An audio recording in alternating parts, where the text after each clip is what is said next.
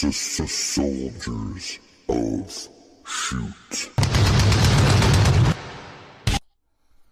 All right. SOS, Soldiers of Shoot, Captain of Chaos, as the one and only DJ General Stames renamed the captain here on the Full Faction episode of, I think it was the Fastlane breakdown episode we did on the Soldiers of Shoot YouTube channel, at Soldiers of Shoot on Twitter, and you could follow me at AC Cooldown on Twitter. And we're going to discuss Twitter a little bit later in the show, because the captain had a little bit of a rough time lately on Twitter. All kidding aside, little joking around. We gotta get to some stuff. We gotta get to some YouTube channel dissension in the ranks, possibly. Could it be? We'll get there.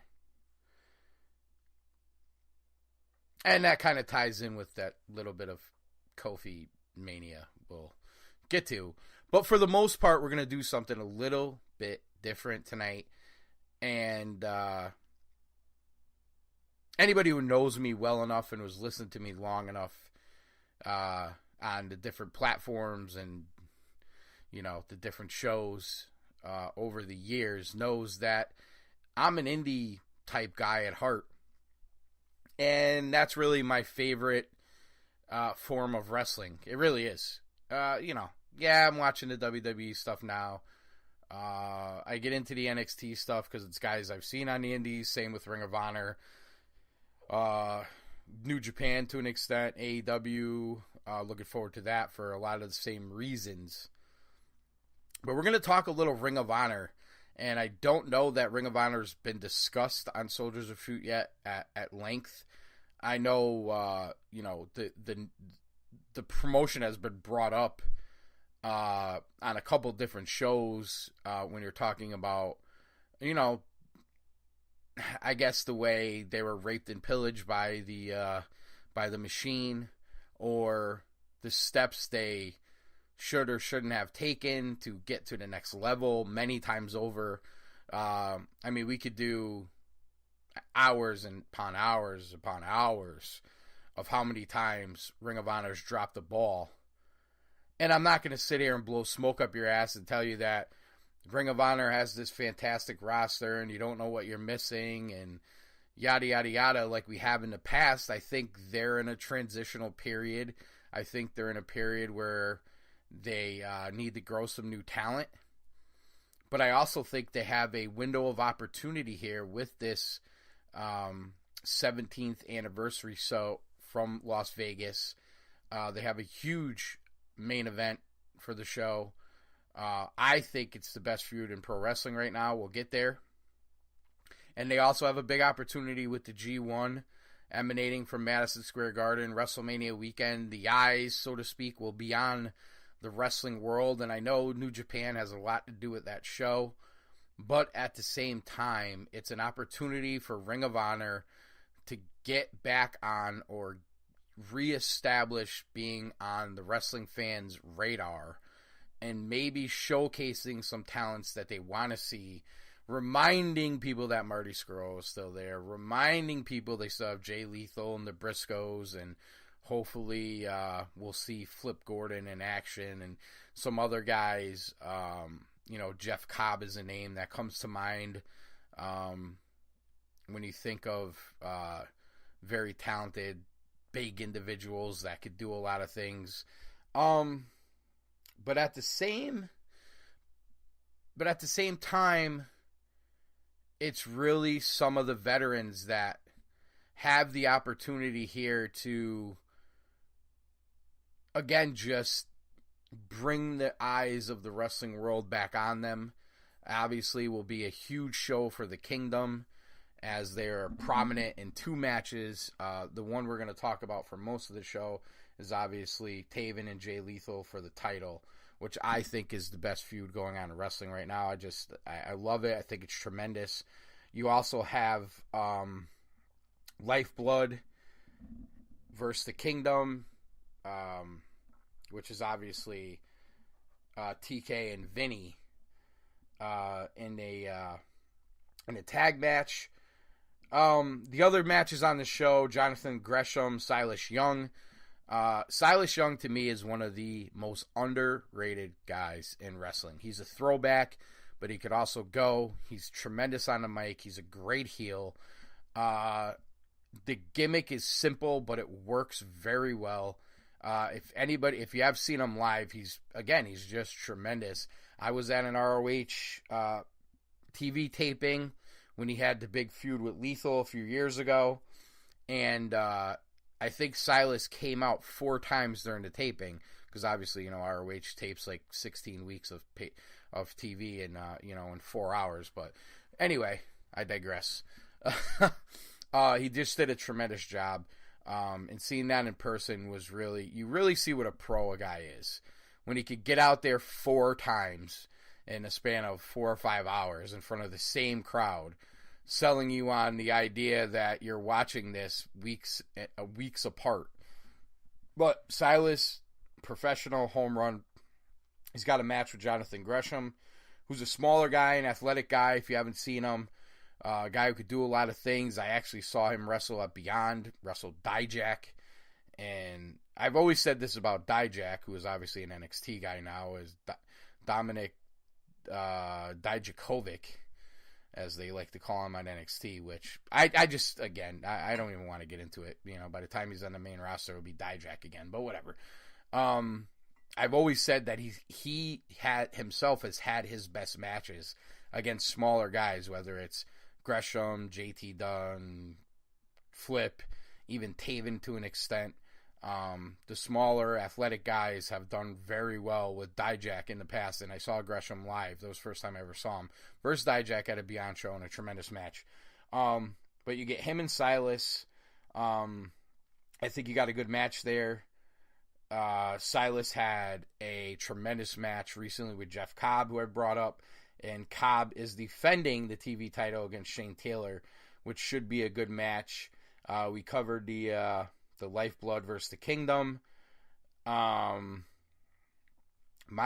Iwatani, who I could be saying that name totally wrong, versus Kelly Klein for the Women of Honor title. I've seen Kelly Klein; she's tremendous. I'm not gonna sit here and tell you that I'm super stoked about this match, but it's on the card. We'll check it out. Kenny King versus Marty Scurll. You could sign me up, anybody who knows me, for any match that Marty Scurll's in. I love Marty Scurll. I have not been watching enough Ring of Honor to see a lot of Marty Scurll. And again, this is one of these opportunities for Marty Scurll and even Kenny King, for that matter, to show we're still here. Hey, I know you guys are all into WrestleMania right now, and you're into the AEW news, and worried about whether the Young Bucks or Cody or Hangman or whoever is going to show up at your indie show and everything. But I'm Marty Scurll. I'm Kenny King. We're still here. I think that's where ROH needs to take this, and that's a good match that could possibly do that for them and lead to bigger things at the G1. Bandito versus Rush. If you have not seen Bandito yet, make it a point to check this dude out. He's unbelievable. It's the athleticism, the flippity floppity flippity flu. He's got it down. I think that again, another opportunity. Guys coming out party. Guys who probably wouldn't have this spotlight yet if you didn't have the AEWs of the world, and there was still a huge Bullet Club faction in Ring of Honor and all that stuff. But let's face it, this is where we are in this wrestling world, and there's guys that have huge opportunities here, and Bandito and Rush are 2 of those guys, and I expect them to have probably one of the matches of the night, if not the match of the night, and go get over huge in this match. And if you're watching this ROH pay-per-view and you haven't seen these guys, you are in for a treat. The other match before we get to breaking down the big one is a tag match, which is, the Briscoes, who are obviously the Ring of Honor Tag Champions, I mean, what would you call them right now? The old warriors of Ring of Honor that they've been there forever. They're staples of Ring of Honor. I mean, you heard things in the past where, maybe the Briscoes will go to AEW. I don't even know what Ring of Honor would look like without the Briscoes. I think back to Jay Briscoe's great title run 3 or 4 years ago. And that was kind of Jay Briscoe's coming out party for how good he really was. Not only in the ring, not only with the matches, not only with the storytelling, but with the mic. And it's not that that Mark Briscoe's bad. Just that Jay Briscoe is just ridiculously good. Ridiculously good. Big spot for the Briscoes. They got a match, Villain Enterprises versus Brody King and PCO. Nothing against Brody King and PCO, but the winner of this match gets Guerrillas of Destiny in a huge match at the G1 at Madison Square Garden in New York City, WrestleMania weekend. And I'm sorry, it's gotta be Briscoes versus Guerrillas of Destiny. It can't be King and PCO. I'm sorry. It just can't. So I would expect the Briscoes to go over here. I would expect them to go over huge. And you'll be in for a treat. And we'll all be in for a treat with the Briscoes and Guerrillas of Destiny at Madison Square Garden for that G1. And we're going to get into that big time as we get closer to it. Because I think you're going to get a huge show from Ring of Honor and New Japan. Because again, they need to get themselves back on that wrestling map in a big, big way. Now, getting to the biggest match on the... And I don't know the match order for the Ring of Honor pay-per-view. I'd be shocked if this didn't go last, given that it's the franchise, the biggest name of Ring of Honor for a long time now. And Jay Lethal, who's had 2 tremendous title runs. He's old, reliable. When you turn around and you say, does Ring of Honor have a champion? They always have a champion sitting there, whether he has a belt or not, in Jay Lethal.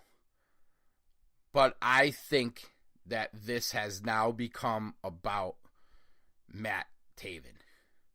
And I think it's become about Matt Taven for a couple of reasons. I think, A, this is finally Matt Taven getting that top spot in Ring of Honor that he's coveted for a long time. He's held every other Ring of Honor title. He had a great TV title run. He had a great tag title run in the original Kingdom with Bennett. The Kingdom has been the staples of the 6-man title since its inception. He started this new Kingdom and brought along tremendous talent in TK O'Ryan. Found a huge place for tremendous talent in Vinny Marseglia. It's kind of morphed into a much different Kingdom than the original. I think this is a huge coming out party for Matt Taven. I think it's huge for Ring of Honor to get a different guy in there. And love him or hate him, I mean, he's playing the heel role. And I know ROH blurs the lines with heel and babyface, as all wrestling companies do this day and age. But if you're going to, this guy's the heel. He was walking around with, in his mind, as a real title. Others would tell you it wasn't for months and months, which Jay Lethal has now smashed. There were some tremendous promo videos done. There was one that was done, and it's on the, if you go on the ROH YouTube, it's a couple weeks old, maybe 1 or 2 weeks old. I forget the exact name of it, and I don't have it in front of me, but it's about 7 minutes long. It's a huge promo for this match. Basically covers the entire feud. You get some great stuff with Taven on there. You get some great stuff with Lethal. Both guys can handle the promos. Both guys can handle the in-ring work. Is there 2 bigger names in Ring of Honor right now? I don't know that there is. especially with Taven, has the history in New Japan as an IWGP Tag Champion. He's won titles in CMLL. He's huge in Mexico now. Since coming back from the injury, it's been a different Matt Taven, a great Matt Taven. I think maybe the best version of Matt Taven, and I just don't think enough of the wrestling world has seen it yet, and maybe this is the time.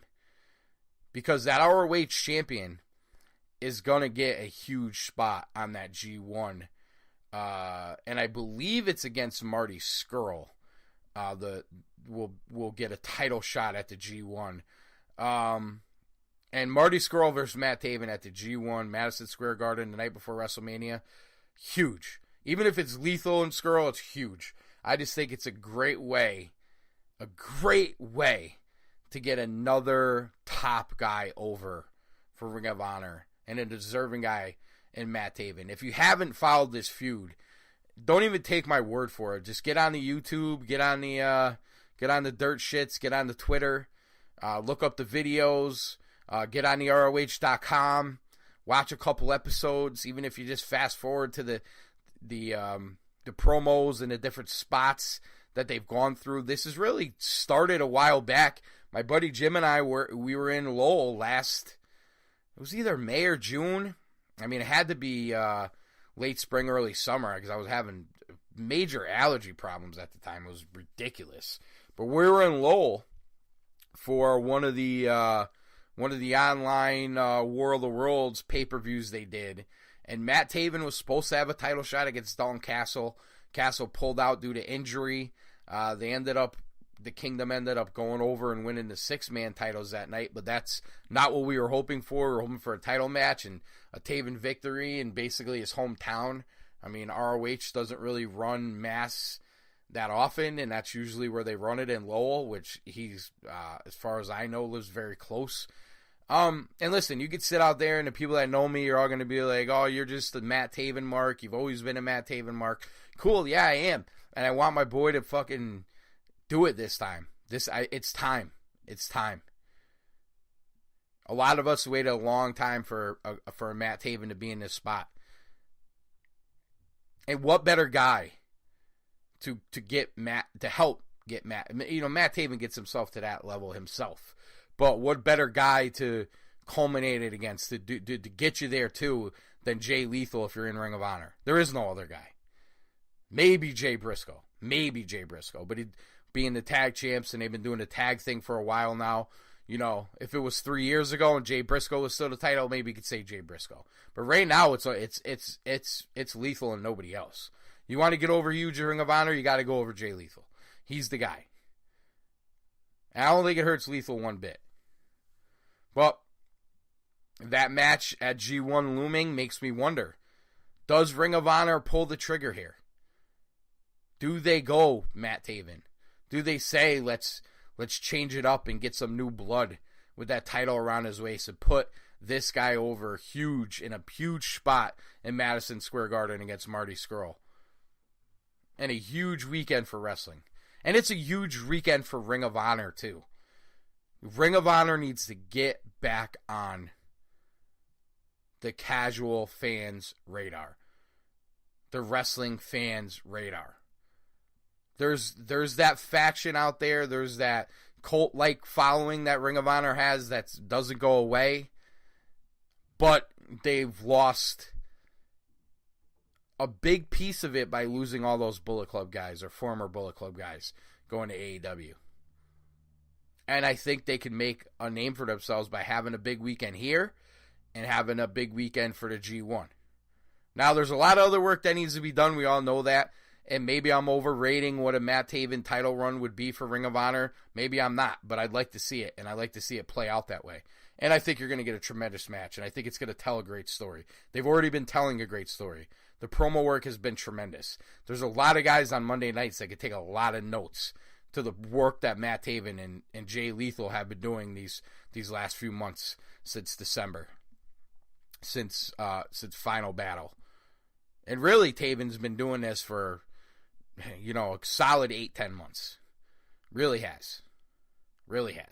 I dig the new look with the mohawk, with the short hair. I think it fits this version of the Kingdom better. That in that promo video, there was a spot where Taven comes out and he's got the 6-man title on. He's got his purple ROH title belt, which he claims was the real ROH title. He's got those two belts on. He's got a crown, and he's kind of got his arms in the air, and you see this purple confetti coming down. Tremendous stuff. Tremendous. I don't know how you could be a wrestling fan and not get into it. I really don't. But that remains to be seen. I'm looking forward to the general reaction to this show out there. I'm looking forward to how big of a show it becomes for Ring of Honor. Is it a run-of-the-mill pay-per-view, or do they really put their best foot forward here heading into that G1? And yeah, some of it's going to be to set up that G1, but with this show and that G1, it's big, big time for Ring of Honor. Really big time. I know they've got the ROH Dojo now. They cut the deal with the Monster Factory and Danny Cage, and they're going to kind of try to bring along the new talent, which they always had, which is great. But if they really want to keep making a name for themselves and keep it big and keep that relationship with New Japan, I think they need to have a big couple of months here, especially a big next, 3 to 4 to 5 weeks, whatever it is. But we'll move on quickly here. I'm not going to do a lot of the WWE. I know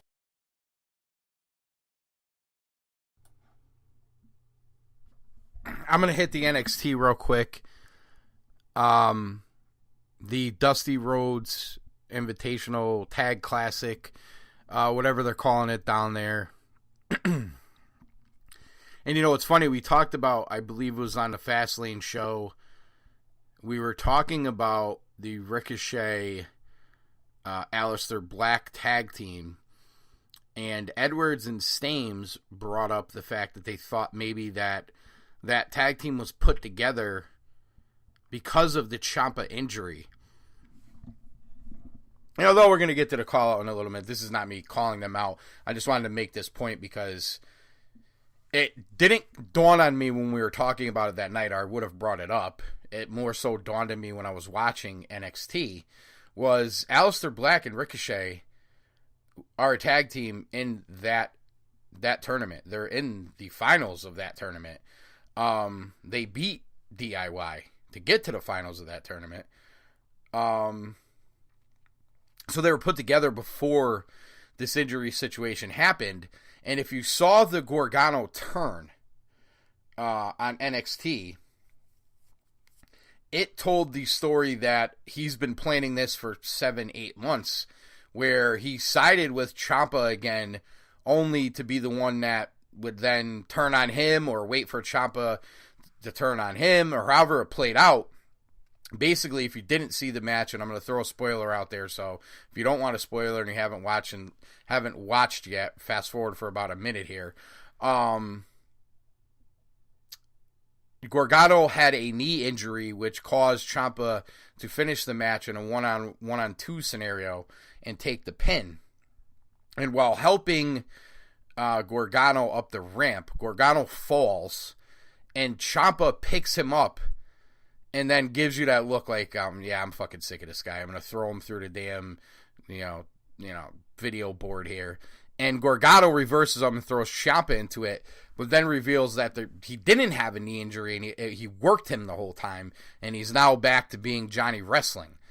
So this whole turn, DIY getting back together, and then Gargano turning on Ciampa was obviously pre-booked. And on top of that, you had the Aleister Black Ricochet tag team in this tournament. So what they're doing with them on the main roster may be a little bit different just because of the fact that DIY is not there. But the idea of them tagging together is something that really came about in NXT. So I don't know that it was just done because of the injury. Now, what would DIY's role be on the main had Ciampa not got hurt? I don't know. Would they have split Aleister and Ricochet up? I don't know. but I don't think it was just done just because of the injury, is all I'm saying. And I have to say the Dusty Rhodes Classic was pretty decent. The DIY match with Ricochet and Aleister Black was good. It was an NXT type match. I do agree with some of the stuff the guys have been talking about on the channel where, some of it's a little too fast for the casual wrestling fan and the guy that's used to watching the WWE and not used to watching the New Japan, the Ring of Honor, the indie scene are not going to follow these matches in the same way that some of us would and do like them. So I think they have to be careful about that. Of course, on the main roster, but they haven't been yet. I will say this, the Usos, as we threw a lot of love the Usos way, which I still think not only are they one of my favorite tag teams, I think they are the best tag team out there, and that's including the Young Bucks, who anybody knows how much I love the Young Bucks. I think right now the Usos are the best tag team in the world. It's just the way I feel about it. But anyway, they cut a nice promo, kind of like an older, old school Attitude Era type promo, I guess you'd call it, where they weren't out in the ring or, in the back with some dopey announcer trying to ask questions. They just were kind of like in a back staircase or something, and they had pretty cool lighting. It was kind of, I don't want to use the word edgy, but I guess there's another word to use, which I thought was pretty cool. And before I get into the Kofi stuff and the comments that have been made on Soldiers of Shoot here, Randy Orton. I think Randy Orton is doing tremendous work right now. I honestly want to see him kick the ever-loving shit out of AJ Styles. And I love AJ Styles. But in this program, in 2019, on WWE programming, on SmackDown, I'm digging what Randy's doing, and I'm sick and tired of AJ Styles. I don't know. I'm sick and tired of the WWE watered-down version of AJ Styles, who says the same thing and does the same thing and has no levels to his character for years and years now. The whole time he's been there, I thought his best work was done as a heel when he was working John Cena. Since then, I can't get behind it. Orton's crushing it with these promos, and a lot of me wants to see Randy Orton just beat the ever-loving shit out of AJ Styles. I don't know what it is, just the way I feel about it. Getting into the Kofi thing. I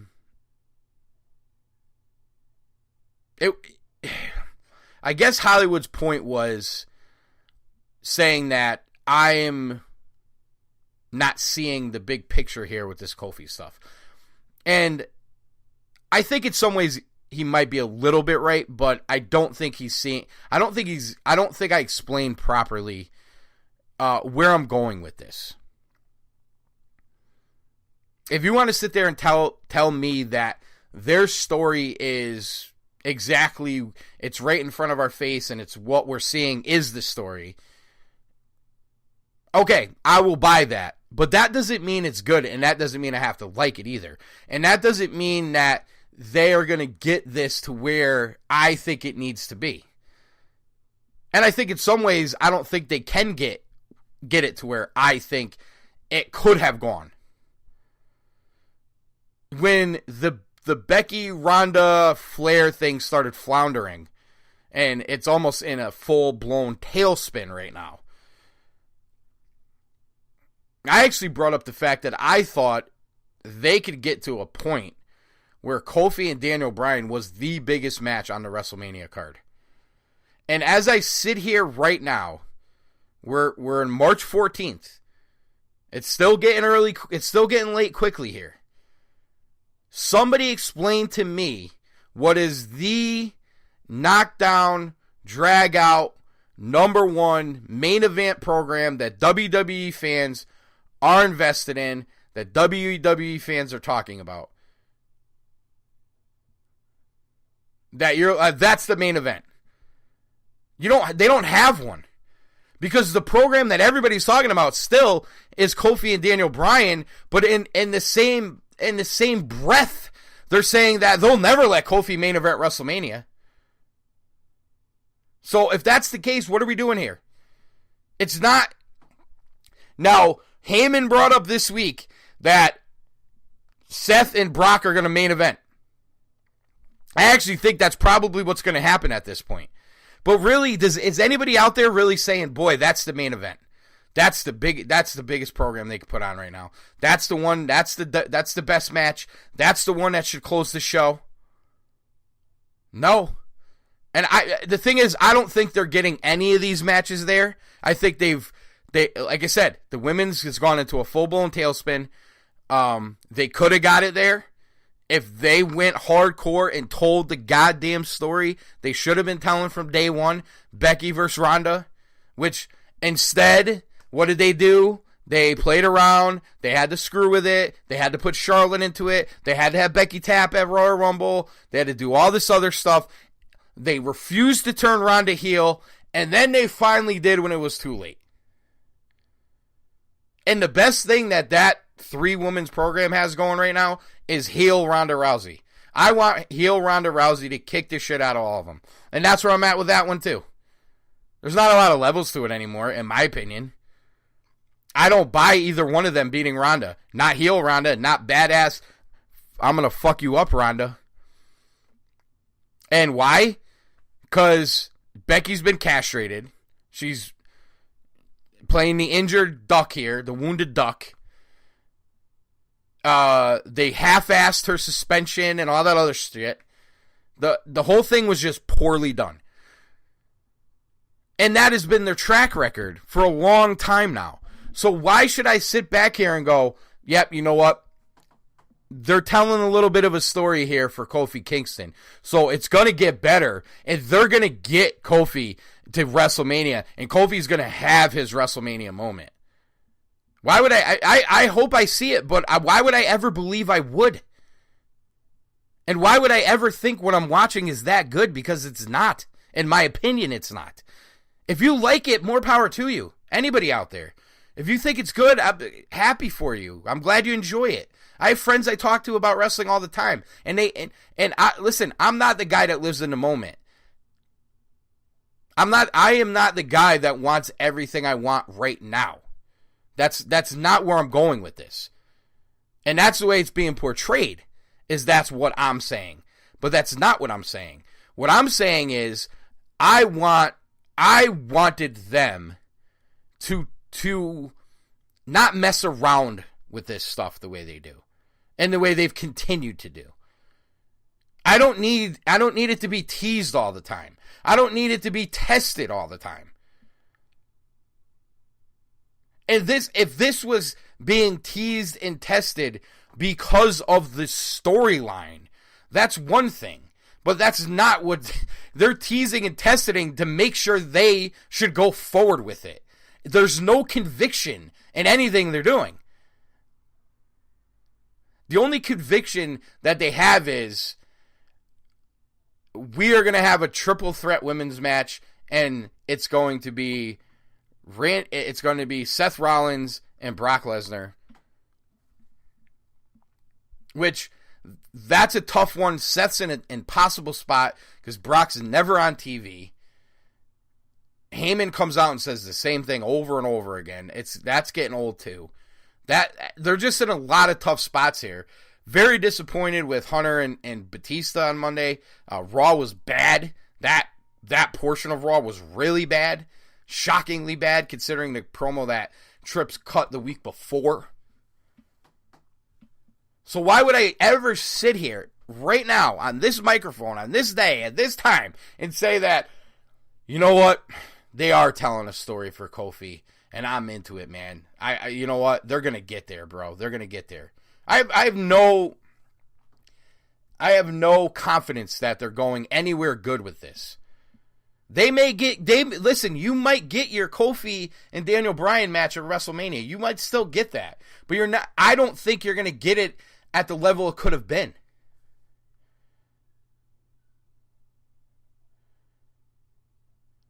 The payoff, the way they're booking this, is Kofi getting the match.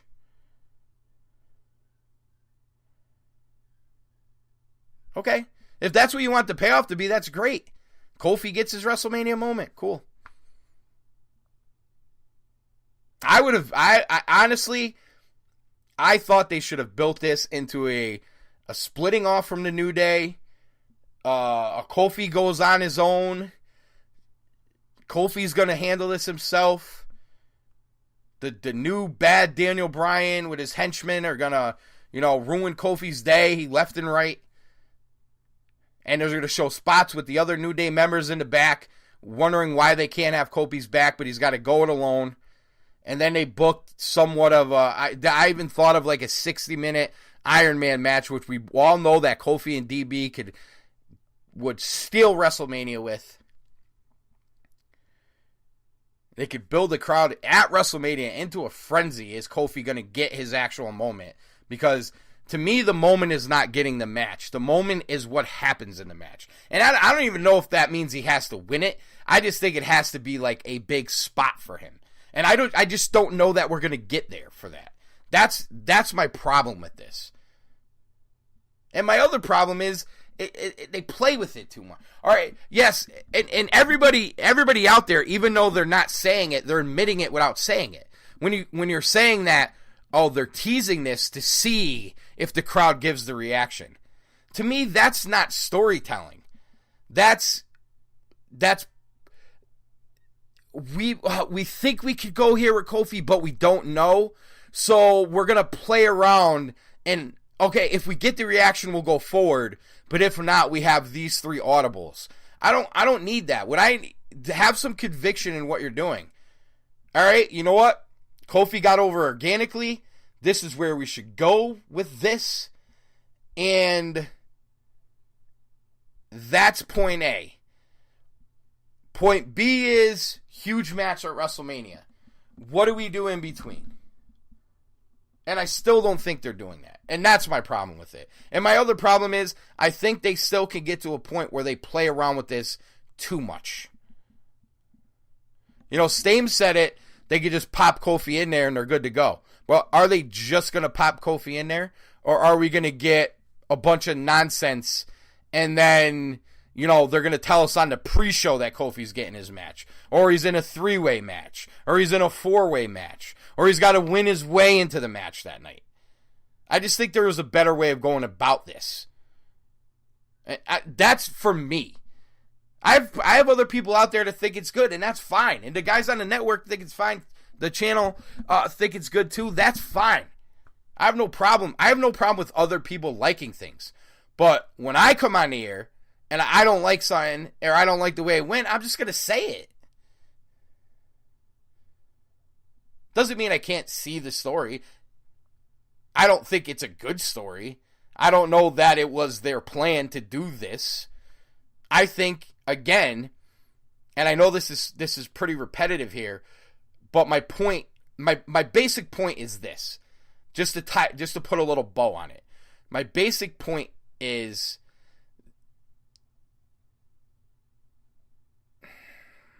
how do I word this the right way without clouding the issue? I don't believe they have a clear idea of what they want to do. So they're like, I have friends that say when something's going well, they should just call an audible. I disagree with that because I think that's all they do is call audibles. I think that's why they are in the situation they are. They don't decide. They react quicker than the fans do, in a sense. Oh, it's getting a reaction. It's getting a reaction. That reaction wasn't too good. We'll pull back. And even though he's boring as fuck, I think that's happened with Balor a lot. I think they've had an idea, okay, we're going to give Balor the push here. And when they don't get what they really want out of it, they pull back on it. They don't go all the way with it. My idea is have a plan, decide what your story is, and go with it. Go with it with conviction. Not with, well, let's test the waters left and right. So what you're basically telling me is if Kofi didn't get as good a reaction at Fastlane, that we'd be going elsewhere right now. That makes no sense to me. Having said that, we're going to call it a night. Soldier to Shoot, solo mission, Captain of Chaos. Watch ROH if you're so inclined. We'll be back next week to break it all down. We out.